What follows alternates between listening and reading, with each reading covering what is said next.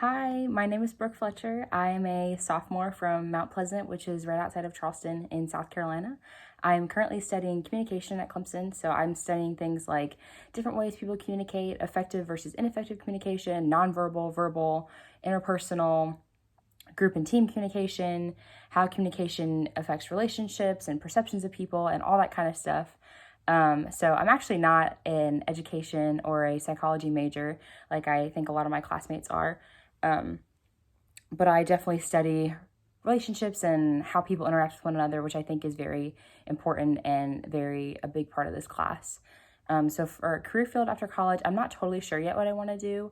I've looked at a lot of things because communication is pretty broad.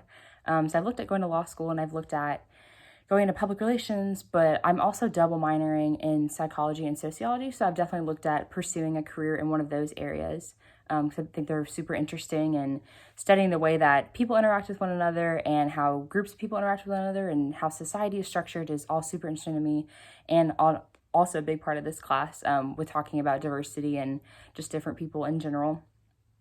So what I hope to learn from this class, like I said, I'm communication, so I'm actually not an education major or any sort of or youth development or anything that deals directly with interacting with youth. And I've actually never taken a class like this before, so I really wanted to stretch myself and see what that would kind of look like and if that was something that I was potentially interested in, like I said, because there's plenty of areas in psychology that deal with interacting with children that I think that concepts from this class would really help me with.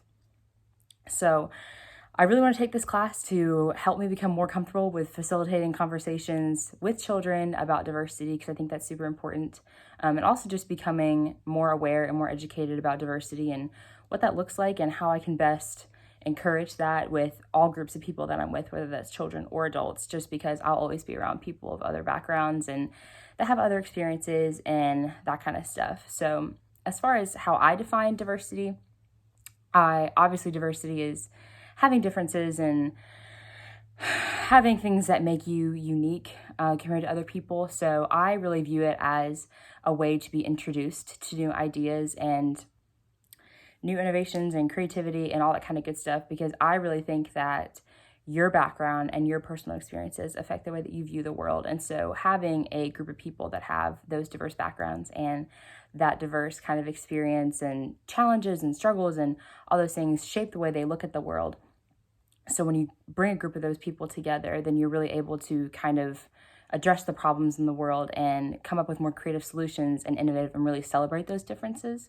Because I also truly believe that the best sense of community comes when you bring a large group of people together like that and they're able to find common ground over just being humans and sharing those same challenges with each other.